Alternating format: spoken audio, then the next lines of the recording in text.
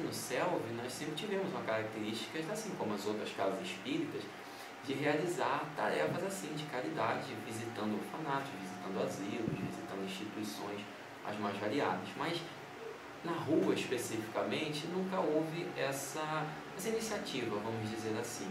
E certa vez, já faz alguns bons anos, nós terminamos a evangelização e houve uma tertúlia, um lanche ao final, como é de praxe nas casas espíritas, e ao término desse lanche, conversando informalmente, surgiu a ideia, que não foi a ideia de uma pessoa, foi uma coisa em conjunto, conversando, e aí nós chegamos à conclusão que poderíamos pegar aquele mesmo lanche que havia sido distribuído aqui dentro para as pessoas de evangelização, para os jovens, para as crianças, e levar também para aqueles que estavam nas ruas, porque encerrava ali o trabalho, à noite, nós íamos para nossas casas, mas e eles, que não tinham casas para ficar?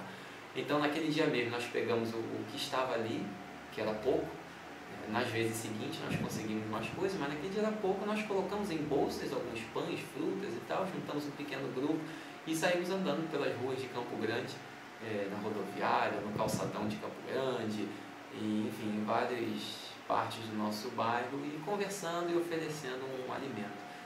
Eu me lembro sempre de Madre Teresa, que ela dizia que muitas pessoas falam dos pobres sem conhecer os pobres, e analisam a vida dos pobres sem nunca ter tido contato com os pobres. E na verdade, para a gente conhecer as coisas, a gente tem que tomar contato. E Jesus disse que, quando indagado sobre como adentrar no reino dos céus, e ele afirmou que bem-aventurados sereis porque eu tive fome e me deste de comer, eu tive sede e me deste do que beber, eu careci de teto e me hospedaste, senti frio e me deste o que vestir.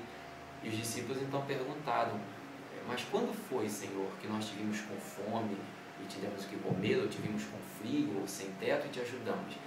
E Jesus então respondeu, como todos conhecem essa passagem, que todas as vezes que ajudarmos a um desses mais pequeninos, seria ele que estaremos.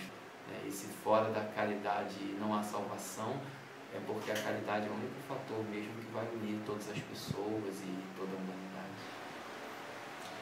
Todo último sábado do mês, a gente realiza aqui no CELV um trabalho, junto com os jovens da mocidade, alguns que fazem parte do grupo de teatro também, esse trabalho de distribuição de alimentos e de mensagens para os moradores de rua aqui de Campo Grande. A gente sempre lembra os jovens, antes da gente sair daqui do CELV, de fazer a nossa prece em grupo, para que o trabalho transcorra em paz e tranquilidade, que mais importante do que dar os alimentos é dar o carinho, dar atenção. A gente sempre leva mensagens, a gente tira xerox de mensagens, recorta e leva para eles, e eles às vezes pedem essas mensagens e guardam no bolso.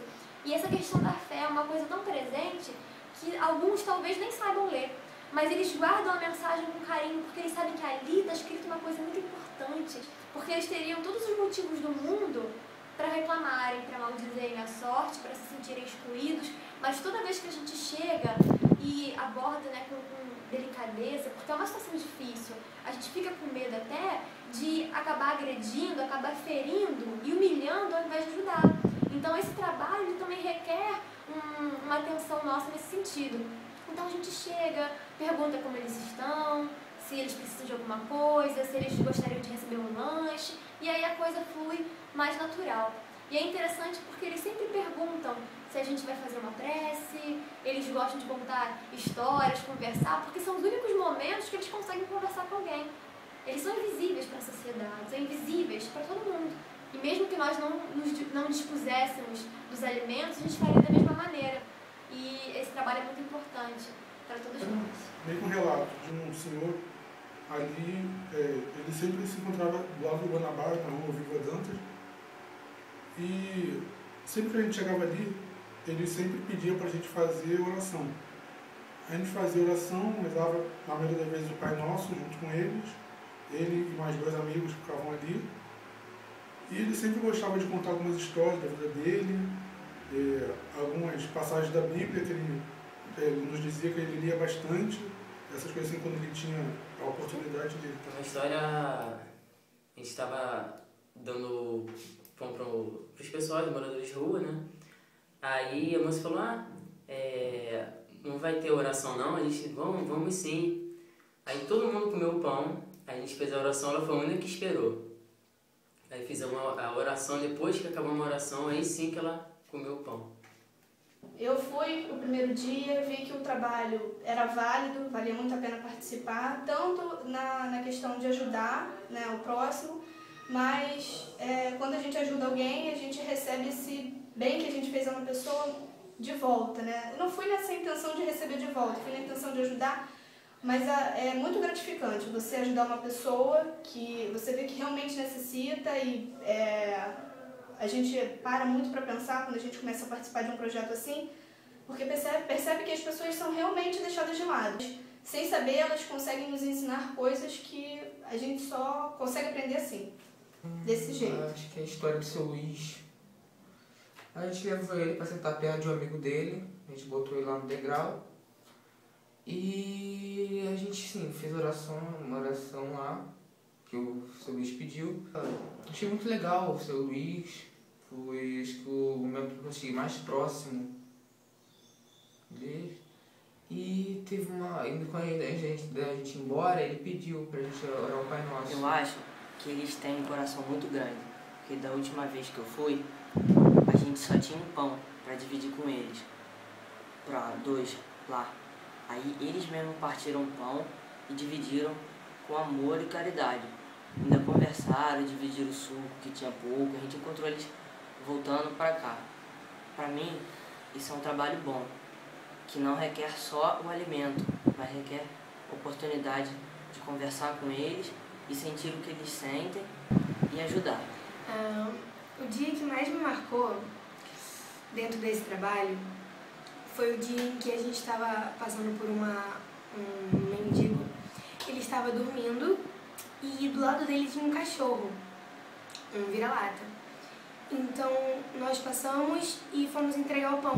Nós tentamos acordar o morador de rua, né? Mas ele não levantou. O cachorro logo levantou, né? E o cachorro, ele podia atacar a gente, né?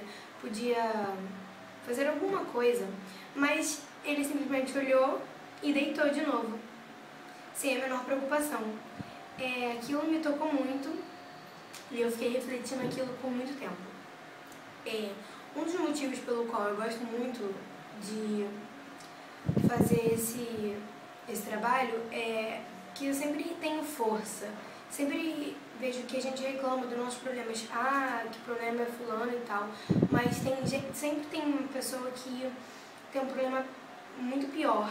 Então nós temos que sempre rezar para essas pessoas.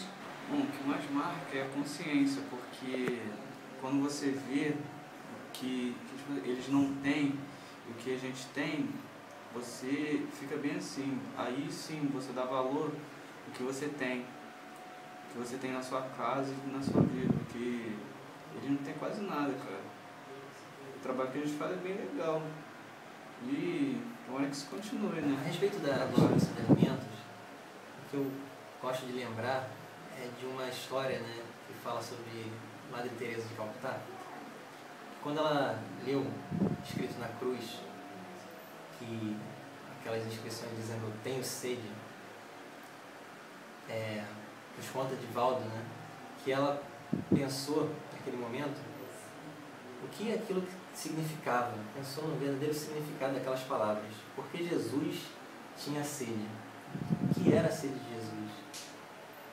E aí foi aí então que ela despertou para o fato daqueles que estão nas ruas, daquele que precisava do auxílio fraterno, qualquer gesto de caridade. E daí ela desenvolveu todo aquele trabalho, aquela história grandiosa que deixou para o mundo. Então, esse momento é que nós percebemos o que ela viu naquelas escrituras. Tenho sede, ou seja, o mundo todo tem sede.